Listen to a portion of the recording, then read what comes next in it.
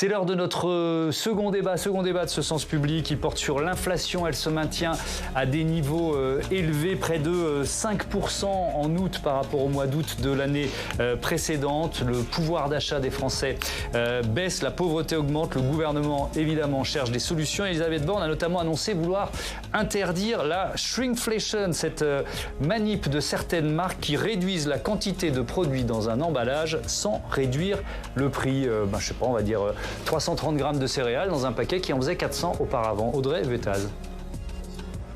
Au premier coup d'œil, ces deux boîtes de lait en poudre sont identiques.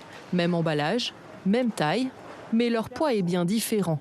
900 grammes de produits dans l'une, 830 dans l'autre. Moins de produits, vendus plus cher au kilo donc. La technique porte le nom de shrinkflation, contraction du mot inflation, et de shrink, réduire en anglais. Papier toilette, les protège-clips, tout ça, tout a diminué d'épaisseur, etc. Donc ça se voit. Ils augmentent les prix, mais ils baissent la qualité et la quantité. Donc c'est vraiment n'importe quoi. C'est pas bon, hein, quoi. Ils profitent, quoi. C'est pas normal, quoi. Une méthode qui passe mal chez les clients en cette période d'inflation, mais qui est pourtant utilisée depuis les années 2000 par les industriels pour changer de recette, maintenir des prix fixes, voire même faire des économies. Ce jour-là, l'enseigne Carrefour a décidé de les montrer du doigt avec ses affichettes orange. Ce sont des affichettes qui vous donnent l'information que le produit qui est présenté devant vous a fait l'objet de shrinkflation. Si on ne vous le dit pas, vous ne le savez pas. Et nous, on a considéré que dans notre enseigne, on avait construit une relation avec nos clients qui est basée sur de la confiance et de la transparence. Et c'est la raison pour laquelle on a souhaité identifier 26 produits dans l'ensemble de nos rayons qui sont concernés par de la shrinkflation. Un coup de communication. En tout, 26 produits sont concernés sur les milliers de références que compte le magasin. Je ne sais pas si ça changera grand-chose. Ça peut peut-être changer les rapports de force au moment des négociations de prix entre industriels et distributeurs. Ce débat vient en pleine négociation commerciale. L'inflation est forte, plus de 20% sur 2 ans. Il y a des demandes de renégociation, de terminer pour les industriels probablement avant la fin de l'année ou peut-être mi-janvier. Donc tout ça est un jeu aussi de communication. Il y a un jeu d'information légitime vis-à-vis des consommateurs, mais il y a aussi un jeu de communication des relations industrie-commerce. Il ne faut pas en être dupe. De son côté, le gouvernement s'est emparé du sujet. Bruno Le Maire, le ministre de l'économie, promet un projet de loi d'ici le mois prochain pour forcer les industriels à communiquer quand ils rétrécissent leurs produits.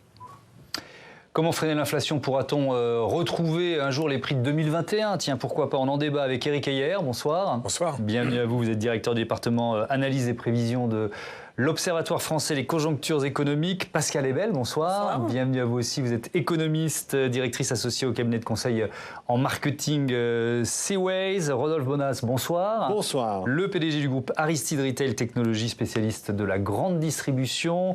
On est également au téléphone avec Anne-Catherine Loisier, qui est sénatrice Union centriste de la Côte d'Or, vice-présidente de la Commission des affaires économiques et rapporteur des lois Egalim. C'était en 2018 et vous êtes en ce moment rapporteur du comité de suivi de la loi Egalim. On y viendra tout à l'heure. Bonsoir et merci à vous. Mathieu Croissando, éditorialiste politique, est resté à mes côtés. Bon, on rebondit sur le sujet d'ouverture de ce débat pour commencer avec ce mot horrible, shrinkflation. Éric Heyer, du mot rétrécir en anglais. J'ai pas encore trouvé de mot français. Il va falloir qu'on travaille un peu. Pardon ? Arnaque. Ah oui, ça, on pourrait, ça c'est sûr. Arnaque, ça, on est d'accord. Quand on fait les rayons des supermarchés, c'est le sentiment qu'on a. Est-ce que c'est nouveau, tiens, Éric Heyer ? Alors, je ne pourrais pas répondre avec une grande précision là-dessus, mais oui, j'imagine que tout de même, c'est une façon d'aborder les choses. Mais normalement, l'INSEE doit être un peu vigilante lorsqu'elle calcule, puisqu'elle essaie de regarder l'augmentation des produits, mais à qualité donnée et aussi à quantité donnée. Donc, ça normalement doit être pris en compte dans l'indice des prix à la consommation. Et donc, ça, c'est ce qui est fourni tous les mois par l'INSEE. Alors ensuite, dans des magasins, est-ce que le consommateur fait bien la différence entre la quantité qu'il y avait avant et ensuite, ça, c'est un peu plus compliqué. Pascal Ebel, c'est légal parce que le prix à l'unité est noté sur l'emballage. C'est ça, c'est là-dessus que joue les marques. Moi, il y a une question que je me pose, parce que là, on voit depuis quelques semaines, on va dire quelques jours, pas mal de reportages, un peu comme le nôtre, qui font la démonstration. Pour une marque, c'est calamiteux en termes d'image. Donc, quand on sait à quel point les marques sont sensibles à leur image aujourd'hui, pourquoi font-elles ça, quoi ? Alors, ça vient vraiment d'un décret de 2007. Avant, on n'avait pas le droit, en fait. Et puis, en 2007, au niveau européen, un décret a permis de faire ce qu'on voulait sur les conditionnements. Et c'est à ce moment-là, et comme on était en pleine crise économique 2008, il y a déjà des marques qui sont faites épingler. Moi, je me souviens d'une marque française, une grande marque française. Et à ce moment-là, elle a été obligée de s'excuser. C'était les premiers cas. Et là, on voit aujourd'hui qu'ils sont un peu plus décomplexés. Ils ne s'excusent pas tellement. Et en effet, c'est une façon de vendre des portions plus petites et le consommateur s'en rend pas compte. Mais c'est légal parce que vous avez toujours un affichage de prix au kilo dans les rayons. Ce qui est obligatoire maintenant, c'est des prix au kilo. Donc si vous comparez en regardant les prix au kilo, et c'est ce qu'on conseille aux consommateurs, et bien entendu, on se fait moins avoir. Mais en effet, là, c'est vraiment une question de communication. Et si c'est dénoncé, c'est bien parce qu'en ce moment, il y a des négociations. Donc c'est pour dénigrer les marques qui l'ont fait. Rodolphe Bonas, ça concerne assez peu de produits dans nos hypermarchés aujourd'hui? Oui, aujourd'hui, assez peu de produits. Savoir que cette technique était précédemment utilisée plutôt pour faire en sorte que l'industriel arrive à quelque part augmenter son prix sans augmenter la valeur faciale d'achat. Pour une raison très très simple, c'est que les consommateurs sont extrêmement attentifs au prix unitaire des produits qu'ils achètent. Et donc c'était un bon moyen de dire, bon, j'augmente mes prix, mais pour le consommateur, ça ne va pas augmenter le ticket de caisse. Là, ce mais Mathieu disait arnaque, enfin, ça y ressemble quand même sur beaucoup. Le principe, alors là, le point, c'est que la raison pour laquelle tout ce débat s'est fortement enflammé, c'est que, en fait, ici, on est dans une situation où c'est un peu la double peine. C'est-à-dire que non seulement on a ce dispositif dans lequel on réduit les quantités, mais en plus, on va augmenter le prix. C'est-à-dire qu'on a un double effet qui se coule, c'est-à-dire on utilise le contexte de l'inflation pour dire, écoutez, on va augmenter nos prix de 10%, et à côté de cela, on va diminuer les quantités de 10%. Donc là, c'est vrai que l'addition est un peu salée à avaler pour les consommateurs. Alors, pardon, parce qu'il va y avoir plein d'anglicismes dans ce débat. Il y en a un autre, Eric Heyer, c'est la greedflation. Alors là, c'est le mot avidité en anglais. De quoi on parle ? Normalement, généralement, vous augmentez les prix à peu près à due proportion de l'augmentation de vos coûts, les coûts salariaux ou les coûts des consommations intermédiaires pour garder des marges à peu près identiques. Là, ce qu'on constate, alors pas partout, mais dans beaucoup de secteurs, c'est que là, les prix ont augmenté beaucoup plus que les coûts. Et donc, c'est-à-dire que des entreprises répercutent des hausses plus importantes que pour augmenter les matières premières qui leur coûtent plus cher, etc. Exactement. Et ça, on le voit notamment dans l'industrie agroalimentaire où les taux de marge dans ce secteur a fortement bondi. Vous voyez, si vous prenez comme référence plutôt 2018 que 2019, pourquoi ? Parce que 2019, il y a eu le double CICE, c'est un peu compliqué, ça a augmenté. Mais donc, prenons le cas par rapport à 2018. Aujourd'hui, dans l'industrie agroalimentaire, ils sont 7 points de marge au-dessus. Donc, vous voyez, c'est assez remarquable. Dans l'énergie, ils sont plutôt aux alentours de 18 points de marge au-dessus. Donc, c'est assez gigantesque. Et donc, ça alimente l'inflation. Et quand vous regardez juste la dernière année, c'est pas la dernière année, le facteur qui explique le plus, qui contribue le plus à l'augmentation des prix, vous avez soit les coûts salariaux, soit les consommations intermédiaires, soit les taxes, soit les marges. Et ben, ce sont les marges. C'est les marges qui expliquent le plus la contribution au prix de production, enfin au prix de production. Ensuite, après, dans ces prix de production, il y a une partie qui va dans les prix de consommation. Donc oui, effectivement, ça, c'est pas que français, puisque la Banque Centrale Européenne l'a indiqué très clairement en disant attention, en Europe, la greedflation est sans doute un des éléments qui explique le plus l'inflation. Autre anglicisme, je vais essayer de pas en glisser partout, j'en ai mis 3 en 5 minutes. Name and shame, ça veut dire quoi ? Nommer une entreprise, la dénoncer pour qu'elle ait honte. Là, ça peut marcher pour l'arnaque sur les emballages et le poids ou le prix du produit, et pour ça aussi. Bien sûr, ça marche pour tout, ça marche aussi. Mais est-ce que c'est fait ? Je vais vous rajouter un terme, un autre anglicisme, si vous permettez, c'est la cheap. Je m'excuse, vraiment, j'essaye de les chasser. On est vraiment désolé, mais ça s'appelle la cheapflation, mais c'est exactement le même dispositif. Donc là, c'est des produits qui sont de moins bonne qualité, vendus au même prix. Vous remplacez le beurre par la margarine, par exemple, vous faites de la cheapflation. Mais c'est parfois très difficile pour les consommateurs de l'identifier, parce qu'il faut retourner là pour le coup, pas forcément voir le prix au litre, au prix au kilo, mais il faut regarder là les ingrédients qui constituent le produit. Mais vous avez tout à fait raison. Le name and shame, là encore un anglicisme, et c'est un petit peu ce que montrait ici et ce que fait Carrefour finalement dans ses rayons, c'est de mettre en exergue certaines marques pour dire à ses consommateurs, attention, ici, selon nous, il dépasse les bornes. Alors dans ce débat, on essaye de savoir quelle est la marge d'action, les leviers d'action d'un gouvernement, en l'occurrence du gouvernement français. Anne-Catherine Loisier, je me tourne vers vous une première fois, puisque la Première ministre a annoncé vouloir interdire cette shrinkflation. Elle parle de procédés choquants, bon bah oui, et sauf que, en fait, si on regarde bien ce que nous propose Elisabeth Borne, elle dit marquer les produits concernés, les signaler aux consommateurs. Ça veut dire plutôt encadrer qu'interdire. Est-ce que ça suffit pour vous ? Comme l'a évoqué la précédente intervenante, c'est une méthode qui est aujourd'hui autorisée et qui est légale. Ce qui est choquant, c'est l'absence de transparence et quelque part peut-être la tromperie vis-à-vis du consommateur, qui souvent en fait a un prix psychologique en tête sur beaucoup de produits. Il y a le consommateur se fixe des montants plafonds, et pour rester sous ce prix psychologique, un certain nombre d'industriels ou de producteurs diminuent les quantités. Donc effectivement, la question c'est est-ce qu'il faut l'interdire ? Est-ce qu'il faut aller plus loin que ce que le gouvernement a proposé ? Non, je ne pense pas qu'il faille l'interdire, mais je pense qu'il faut qu'il y ait toute la transparence. Aujourd'hui, on sait bien que l'ensemble des consommateurs ne regardent pas forcément le prix au kilo ou la référence, et donc il faut qu'il y ait de la transparence pour que le consommateur, s'il tient à ce produit et qui veut vraiment en acheter même en moindre quantité au même prix, il le fasse en toute connaissance de cause. Après, moi je voudrais dire quand même qu'entre parfois les prix pratiqués par les distributeurs et le prix de vente de l'industriel, nous, ce qui nous a été rapporté, en tout cas dans le cadre de nos travaux de suivi, c'est que c'est pas toujours la même chose et que parfois les distributeurs peuvent pratiquer des prix plus importants sur un certain nombre de marques, pour des motifs différents.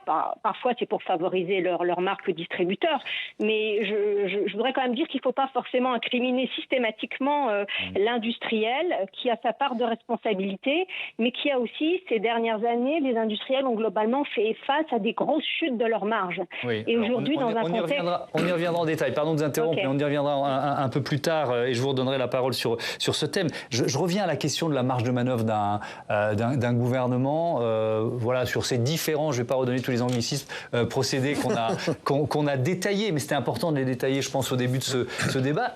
Est-ce que c'est interdire la shrinkflation, est-ce que c'est possible ou est-ce que c'est totalement illusoire ? Aujourd'hui, il ne peut pas, puisque c'est un décret européen, ça prendrait du temps en fait de faire remonter ça au niveau européen. Donc en effet, la seule chose qu'il peut faire, c'est de rendre obligatoire un affichage qui annonce un changement sur le packaging. Mais obligé sur ce thème-là et pas sur d'autres thèmes, il faudrait l'obliger sur la composition, c'est compliqué, et donc je ne sais pas très bien ce que va proposer Elisabeth Borne. On va avoir beaucoup de choses à lire sur nos emballages. Si on commence à... Mais heureusement, plus la transparence... souvent, d'ailleurs, le QR code est une porte vers une transparence accrue. Mathieu, sur ce thème de l'inflation, vous voulez parler d'une conversion au sommet de l'État. Oui, alors sur le thème de l'inflation, sur le thème de la politique budgétaire, économique en général... Je vous propose de jouer au jeu des petites phrases. Qui a dit les super profits, je ne sais pas ce que c'est une notion qui n'a pas de sens. Bruno Le Maire, notre ministre de l'économie, c'était il y a un an, devant la réunion des entrepreneurs de France, donc le grand raout du MEDEF estival. Maintenant, qui a dit nous voulons récupérer les surprofits qui ont été faits par les compagnies d'autoroutes ? Je crois qu'il est en photo juste derrière vous. Voilà, le même Bruno Le Maire sur LCI la semaine dernière. Alors vous me direz, il n'y a que les imbéciles qui ne changent pas d'avis. C'est vrai. Mais ce virage à 180 degrés n'en reste pas moins spectaculaire. Expliquez-nous, pourquoi cette volte-face ? Parce que le contexte politique a changé d'abord. Il y a un an, Emmanuel Macron venait de se faire réélire. Mais attention, il n'avait pas eu la majorité à l'Assemblée nationale. Et la gauche, forte de son bon score aux législatives, tentait de pousser son avantage. Et elle n'avait que la taxation des super-profits à la bouche. De quoi donner des sueurs froides et au gouvernement et aux investisseurs. Un an plus tard, la donne a un peu changé parce qu'on est plus tellement dans l'affichage politique, mais dans le bouclage budgétaire. Et cette idée de taxer les entreprises qui profitent de la crise pour gonfler leurs marges ou pour faire des surprofits a fait son chemin, parce que ça permet de récupérer de l'argent sans trop de douleur, dans le cas des autoroutes en particulier. Mais la question des marges de ces profiteurs de crise est aussi devenue un argument pour faire pression, on l'a vu dans les négociations avec les industriels et les distributeurs, Bruno Le Maire menaçait d'utiliser l'arme budgétaire. Il dit attention, il y a le budget qui se discute à l'automne, voilà. Pointer les bénéfices pour demander un effort, mais pas trop non plus pour ne pas faire trop peur. Bref, c'est une ligne de crête, mais qu'emprunte le ministre de l'économie désormais. Ouais, on peut dire qu'il joue quand même assez gros politiquement dans cette lutte contre l'inflation. Oui, parce qu'il en va de sa crédibilité de ministre de l'économie, bien sûr, mais aussi sans doute un peu de son avenir politique, lui qui rêve de 2027, même s'il le dit un peu moins fort que certains de ses collègues. Or, si la France n'a pas à rougir de son bilan en matière d'inflation, quand on la compare à ses voisins européens, ben, ça fait une belle jambe aux Français au moment de remplir son caddie, parce qu'il voit le ministre s'agiter, certes, mais il voit les additions flamber. Alors souvent critiqué par les oppositions et par les réseaux sociaux, qui l'ont même affublé du surnom de Bruno Demande, parce que Bruno Le Maire demande, mais ne contraint pas, eh bien, le ministre de l'économie pourrait trouver avec cette taxation des surprofits, si jamais elle se fait pour les autoroutes et si jamais elle pouvait se faire sur d'autres secteurs, le surnom de Bruno Obtien, qu'il espère tant. Si on pouvait m'appeler Bruno Obtien plutôt que Bruno Demande, forcément. Mais cette conversion, en tout cas, elle n'est peut-être pas pour tout de suite. Pascal Hébel, la taxe sur les profits ou les surprofits des autoroutes, c'est peut-être la plus simple. Je mets plein de guillemets, parce que s'il y a des salariés de compagnie d'autoroute, ils vont dire qu'est-ce qu'il nous dit celui-là. C'est peut-être la plus simple à mettre en place. Oui, c'est celle qui va pouvoir se mettre en place. On se souvient qu'il y avait eu la demande sur Total aussi, en fait, sur des groupes d'énergie. Peut-être que là, c'est aussi plus facile. La mettre sur les entreprises agroalimentaires, c'est un secteur qui est beaucoup plus éclaté, en fait. C'est beaucoup plus compliqué de définir quelle est l'entreprise qui aura... comment va se calculer, d'ailleurs, cette taxe, en fait. Si je reprends, les annonces qui avaient été faites par Bruno Le Maire avant l'été, on disait ça va commencer à baisser en septembre. On n'y est pas vraiment, donc pourquoi comment ça s'explique ? Je me souviens très bien du fameux pic de l'inflation, c'est-à-dire, ça y est, le pic de l'inflation. Alors, c'est vrai qu'aujourd'hui, l'inflation, c'est un dispositif un peu compliqué quelque part, parce que, en fait, comme vous le savez, quand on dit l'inflation baisse, en fait, c'est pas finalement, elle ralentit. C'est-à-dire que les prix continuent malheureusement à augmenter, mais à un niveau qui est un peu moins vite. Pourquoi ? Parce qu'il y a des éléments constitutifs de cette inflation qui sont, par exemple, les salaires qui vont pas rebaisser, donc mécaniquement, ou d'autres éléments qui font que ça ne rebaisse pas. Donc oui, ce qu'on peut dire quand même, c'est que sur le front de l'alimentaire, on commence à avoir des baisses de prix sur certaines catégories de produits, et plus particulièrement sur les marques distributeurs. C'est-à-dire que les marques distributeurs, vous savez, c'est ces produits qui sont élaborés en partenariat entre les distributeurs et des entreprises agroalimentaires de plus petite taille. Et donc là, oui, sur ce marché, on commence à avoir des prix qui commencent à baisser en rayon. J'ouvre une parenthèse parce que je voudrais bien répondre à une des questions que j'ai posées au début de ce débat. L'hypothèse de revenir au prix d'avant, ça marche jamais, ça. Non, parce que je pense que c'est la question quand même le plus posée pendant les vacances, moi. Alors c'est vrai, non, les prix, ça a été indiqué. Les prix, il y aura un phénomène de marge d'escalier. Les prix étaient ici, il y a eu l'inflation, ça les a mis ici, et là l'inflation continue, mais moins fortement, donc ça veut dire que ça va progresser moins fortement. Mais vous n'allez jamais revenir là. Voilà, il faudrait qu'on rentre dans ce qu'on appelle de la déflation, c'est-à-dire que l'inflation négative. Mais il faut l'oublier, ça, vous voyez, parce que sur les matières premières, vous voyez, depuis à peu près 2008, effectivement, quand vous prenez les 19 matières premières qui sont échangées, qu'elles soient énergétiques, alimentaires, etc., il y avait bien effectivement des baisses de prix. D'accord. Ça marchait par palier. On était descendu d'à peu près 30% entre 2014 et 2019, et encore de 30%. Là, on est repassé au-dessus et ça ne va pas baisser. Vous voyez, donc on est... J'ai juste une question de Béotien. Le blé, il a baissé, par exemple. Oui, depuis le début de la guerre en Ukraine.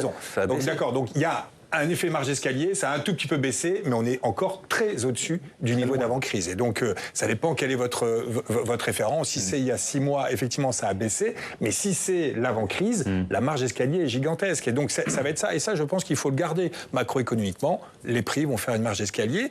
Donc, il faut que les salaires suivent. Et alors, les revenus. Il faut que les revenus suivent. Les revenus. Et donc, les salaires... Vous voyez, le problème, c'est la rapidité et la hauteur de cette marge d'escalier. Vous voyez, il ne faut pas se prendre le pied dans la marge d'escalier. Il faut lever énormément la marche, la jambe. Et donc, du coup, les salaires, les entreprises nous disent c'est pas possible qu'on mette cette même marge d'escalier sur les salaires. Sinon, là, c'est la spirale qui s'enclenche parce qu'on va devoir le répercuter. Et donc, ça veut dire que l'État aide soit par des primes et en défiscalisant un certain nombre de primes, soit par du revenu. Le problème, et ça je pense que c'est assez important, c'est que le jour où l'inflation revient à 2%, les prix ne seront pas revenus, encore une fois, elles auront continué à progresser. C'est là où on va dire, c'est bon, on est sorti de la crise, l'inflation est revenue, on peut enlever toutes les aides. Les primes ne seront pas reconduites et un certain nombre de dispositifs vont être aidés. Et c'est là où la marge d'escalier sur les revenus va être significative et c'est là où la crise sociale va arriver. Ouais. Anne-Catherine Loisier, sur cette question des revenus et des salaires, on a bien compris la distinction. Qu'est-ce que vous proposez, qu'est-ce que vous attendez du gouvernement dans sa capacité, parce que ce n'est pas le gouvernement qui décide, à faire pression sur les entreprises? Oui, je pense que globalement, en tout cas dans l'alimentaire, pour celles qu'on a pu interroger, la plupart ont pratiqué ou sont en cours de pratiquer cette augmentation de salaire autour des 4,5%. Il y a une autre marge d'escalier qui me semble importante, c'est toutes les contraintes liées au changement climatique. Par exemple aussi à la responsabilité par exemple au recyclage, vous savez, la loi AGEC. Responsabilité élargie du producteur. Ouais, voilà. Et tout ça va amener forcément, dès l'année 2024, des contraintes et des investissements supplémentaires pour ces entreprises. Ouais. Sur cette question des salaires, moi j'ai souvent entendu attention au risque de spirale prix-salaire. Il faut l'expliquer.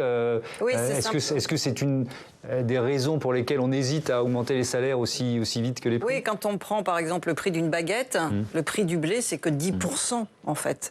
Donc en fait, tout le reste, c'est le salaire de ceux qui fabriquent le pain. Donc si, même si le prix du blé a été divisé par 2, c'est un peu le cas, eh bien les 90% du salaire du boulanger, si ça augmente, eh bien le prix de la baguette ne peut pas diminuer. C'est ça la spirale inflationniste, et c'est ce qui peut se passer, et c'est un petit peu ce que disent aussi tous les industriels de l'agroalimentaire, que l'énergie continue d'augmenter, parce que ce qui se passe en ce moment, c'est que le relais se fait par le prix du pétrole. Les prix de l'alimentation, en effet, ça commence un petit peu à baisser. Et donc, pour fabriquer des biens alimentaires, on a aussi de l'énergie et du salaire. Donc, forcément, c'est compliqué de baisser les prix.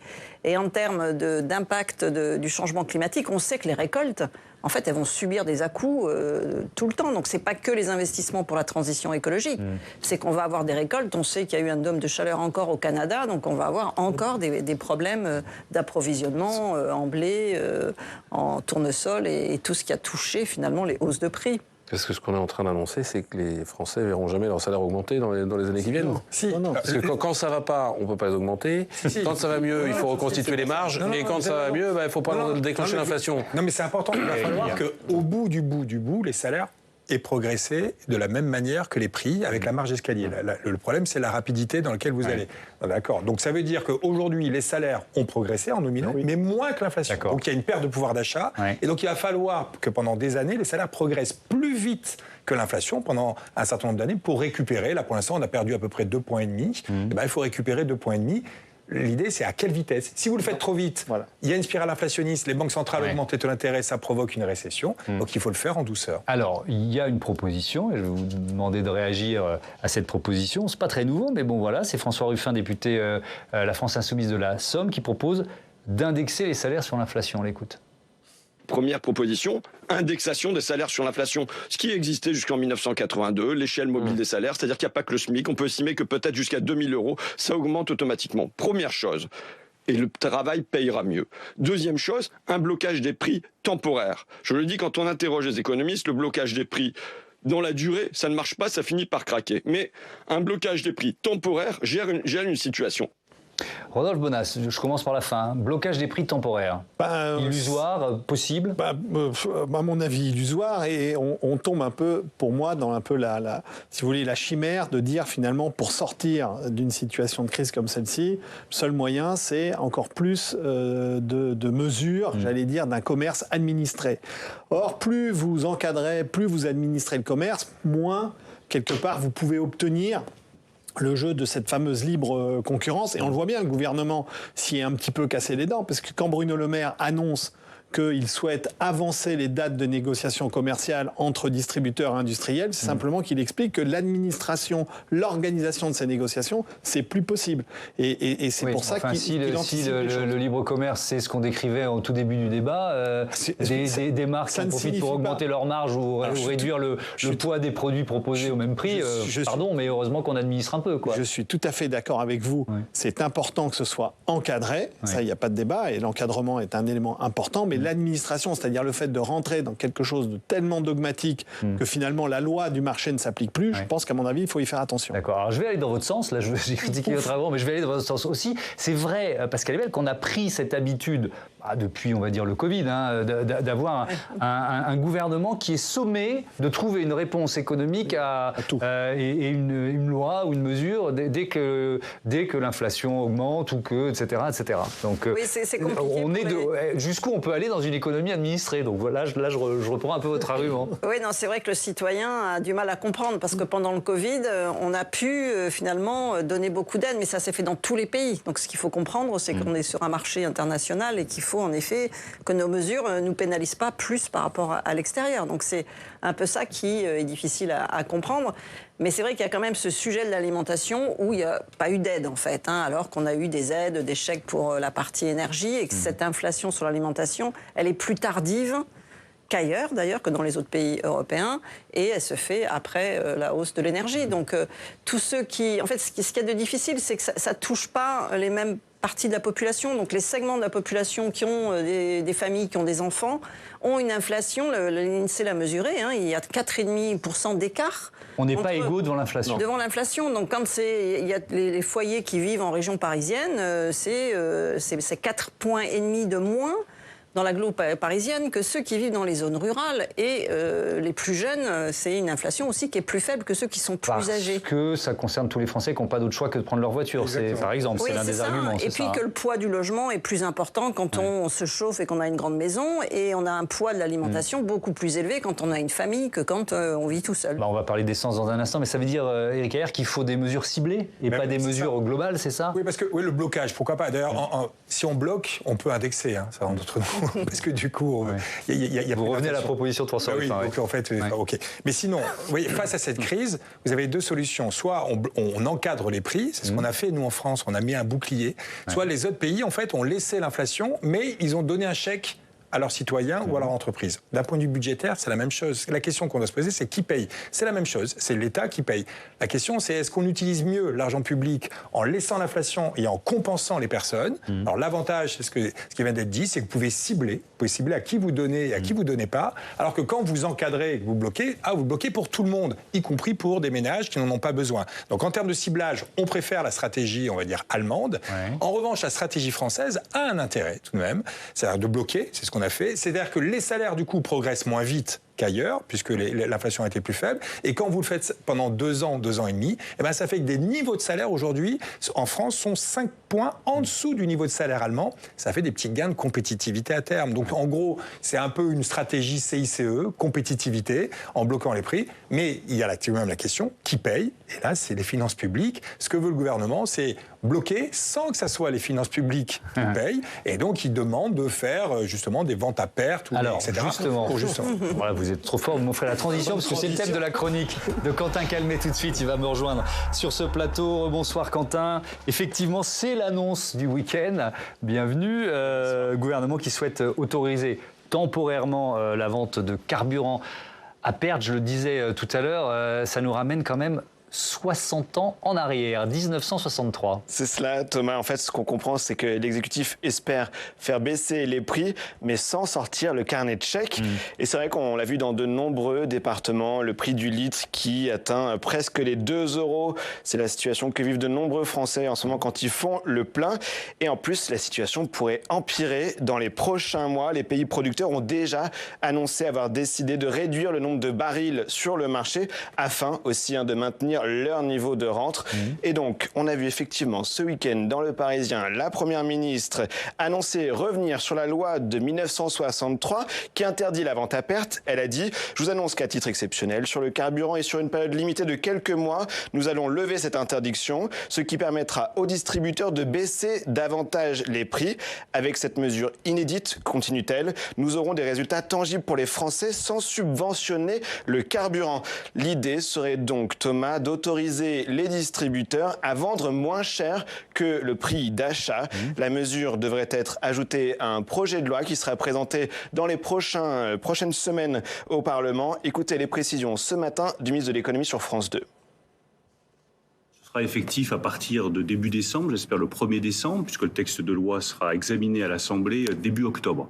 Le temps qu'il soit adopté, cette mesure entrera en vigueur le 1er décembre. Et pour combien de temps? Elle durera 6 mois, en tout cas c'est la proposition que nous ferons aux parlementaires, et ça permettra effectivement de trouver, en fonction de ce que les distributeurs peuvent faire, des carburants moins chers partout en France. C'est ça notre objectif.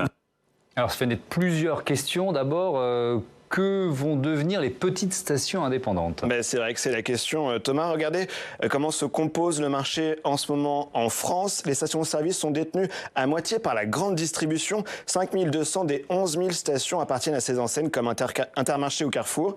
3400 sont gérées par Total et environ 2500 sont indépendantes. Ces indépendants, justement, ils fustigent la mesure. Regardez leur représentant qui s'est exprimé dans les colonnes du Figaro. Baisser les prix chez nous, c'est impossible. Nos stations se font à 1 ou 2 centimes net de marge et en amont, les distributeurs se font des pouillèmes de centimes. Donc c'est aussi petit qu'un pou. Oui, voilà. D'accord, je connaissais pas ce mot. Moi non plus, mais je l'ai appris en lisant cette interview. Parfait, merci Avant Figaro. de nous vendre le carburant, on ne pourra pas s'aligner, disent les indépendants. Et même dans les autres enseignes, les experts du secteur sont sceptiques pour les autres enseignes parce que les moyennes et les grandes surfaces font des marges assez faibles sur le carburant et donc elles pourraient finalement répercuter les baisses de prix du carburant sur leurs autres produits.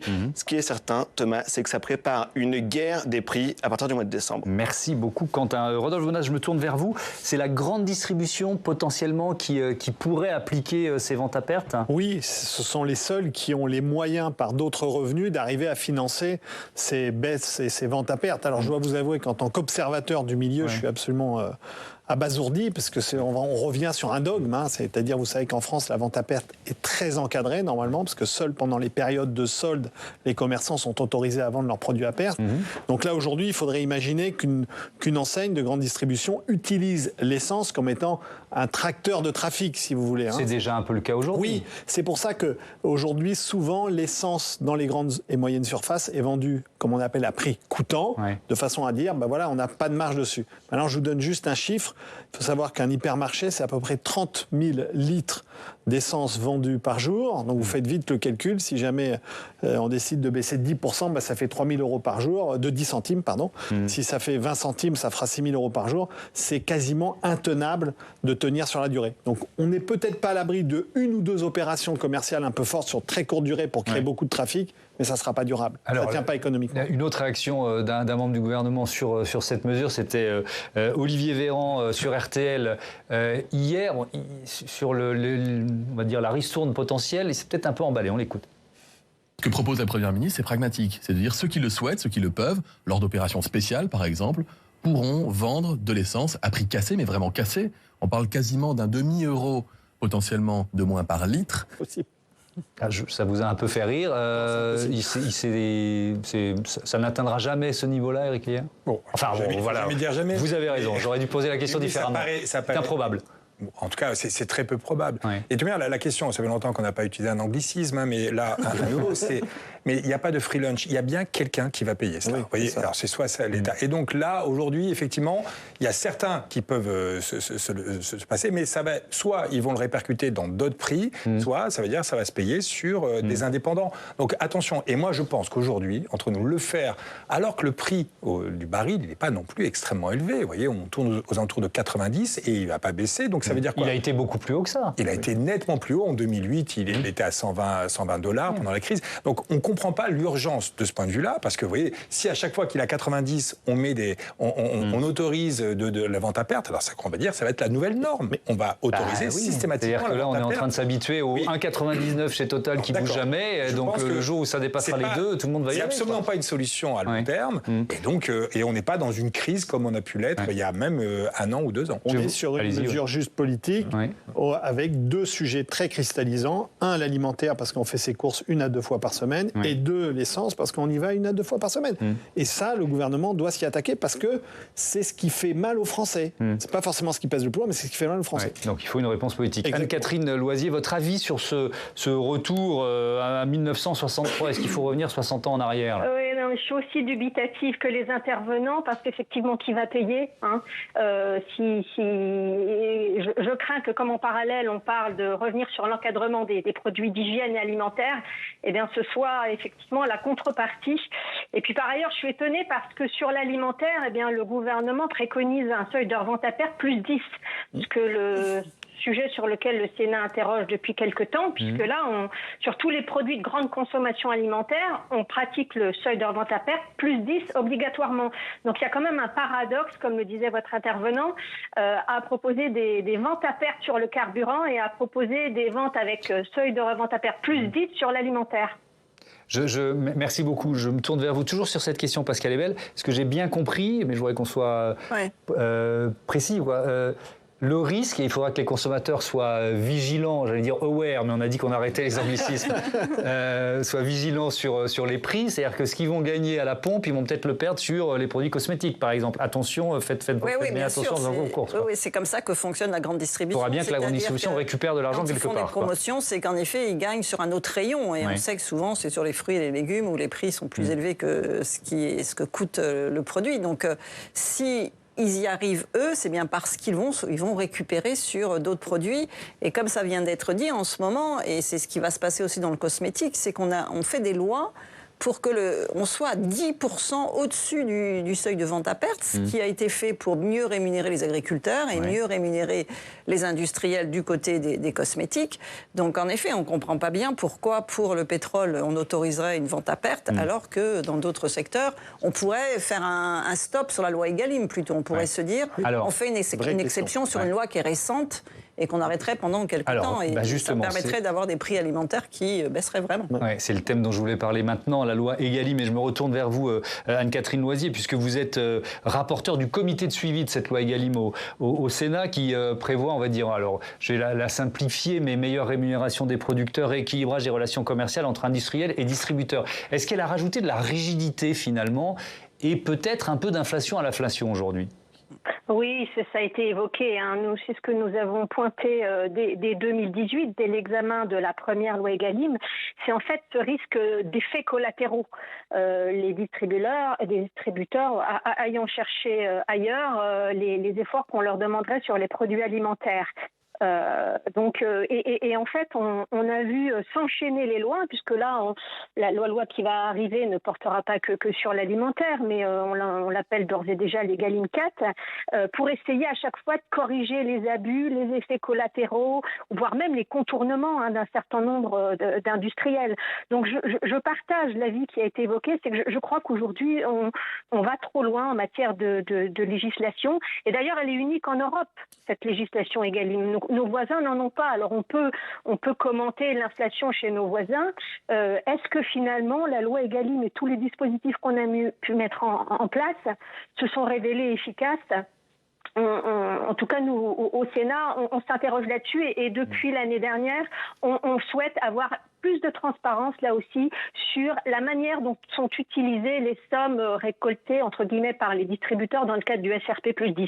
Nous n'avons toujours pas cette information. Ils devaient remettre des rapports au gouvernement au 1er septembre. SRP, seuil de revente à perte, c'est ce que vous disiez tout à l'heure. Donc, ils devaient faire un bilan et donner le détail de l'utilisation de ces sommes. Est-ce qu'elles vont effectivement aux agriculteurs comme c'était prévu initialement ? Nous n'avons toujours pas ces éléments. D'accord, votre avis, parce que je voulais réagir. Bien sûr, moi je partage sur le fait qu'aujourd'hui cette loi Egalim, elle a montré ses limites. Je vais vous donner 2 chiffres. Il faut savoir que l'encadrement des promotions commerciales, vous savez qu'aujourd'hui vous ne pouvez pas avoir une promotion commerciale qui dépasse 34%. C'est-à-dire vous pouvez avoir 2 produits achetés, le 3e gratuit, mais vous ne pouvez plus avoir un produit acheté, un produit gratuit. Ben ça, sur le pouvoir d'achat des Français, ça a pesé 1,5 milliard d'euros. C'est-à-dire que nous, on a une générosité des marques qui a baissé près de 1,5 milliard. Et on est en train de vouloir le remettre en œuvre, cette fois-ci sur les produits non alimentaires, avec la fameuse loi des croisages. Je ne sais pas si vous avez entendu parler de cette loi. Et c'est la même chose, c'est-à-dire on va encadrer le système.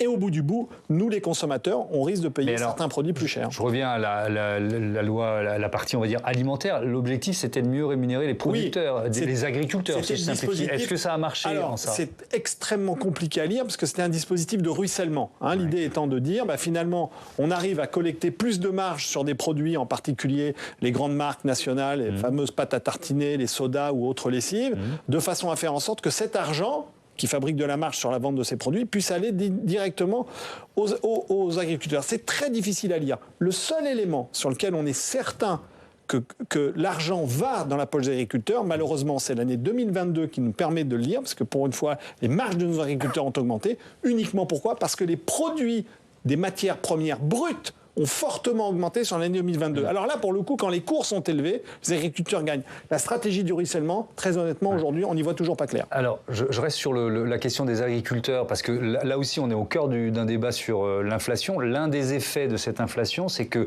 les Français, beaucoup de Français, et on les comprend, ils achètent plus de produits d'entrée de gamme, Éric Heyer. Et les agriculteurs français ne sont pas les mieux placés sur ces produits d'entrée de gamme. Donc, ils nous disent, attention, on est en train de perdre des parts de marché à toute vitesse. Est-ce qu'ils ont raison de dire ça? Est-ce qu'ils forcent un peu le trait?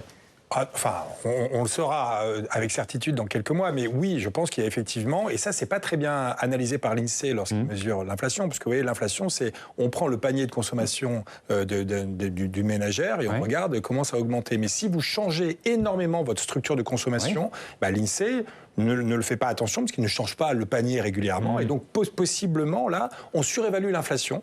Par rapport oui, pour une fois, on peut dire une bonne nouvelle. Peut-être qu'il y a un peu moins d'inflation parce qu'on est allé effectivement chercher des produits d'une qualité inférieure et donc d'un prix inférieur. Mais effectivement, il y a encore une fois pas de free lunch, il y a bien quelqu'un qui paye. Et ce quelqu'un-là, c'est effectivement l'agriculteur français qui n'est pas dans le bas de gamme, mais plutôt dans une gamme assez élevée. Avec des conséquences de santé publique, Pascal Ebel, il faut quand même dire ça aussi. Oui, alors tout à fait. Ce sont des produits de moins bonne qualité, peut-être moins de consommation de fruits, de légumes parce qu'ils coûtent plus cher. C'est un peu ce qu'on voit depuis plusieurs mois? Oui, ce qu'il y a, c'est que dès qu'on a une inflation trop forte, on diversifie beaucoup moins son alimentation. Et alors qu'on avait réussi à faire augmenter les consommations de fruits, de légumes, aujourd'hui, ça diminue, en fait. On voit bien qu'en effet, il y a des imports qui sont plus importants. Par exemple, sur la viande, le cheptel a beaucoup diminué. Et on importe beaucoup de produits sur la viande, c'est du steak haché qui est consommé. Donc en effet, ce n'est pas les morceaux les plus intéressants qui sont en hausse. Donc il y a vraiment cette question de long terme qui est qu'en ayant une inflation forte pendant longtemps, les Français vont moins bien manger, ils augmentent leur consommation de féculents, c'est ce qui permet de se nourrir pour pas cher, et donc on va manger moins de produits qui nous permettent d'être en meilleur état de santé, et donc on va le payer dans quelques années. On sait que les enfants mangent moins bien, vont manger tous les jours la même chose, et donc finalement on ne tient pas compte de ces effets-là de long terme de mauvaise alimentation qui se fait en ce moment. Ça se rejoint, Rodolphe Bonas, le bio est en train de prendre une gamelle, pardon, c'est un peu trivial, mais une très très grande difficulté pour le bio. Le bio est en forte baisse, et malheureusement, là encore, pour le coup, si vous me permettez de encore tirer la sonnette d'alarme pour ces agriculteurs que l'on a poussés vers la transition du bio, qui ont mis 2-3 années à investir des dizaines, voire même centaines de milliers d'euros pour passer en agriculture bio, et aujourd'hui qui se retrouvent à vendre du lait, entre guillemets, bio, au prix du traditionnel.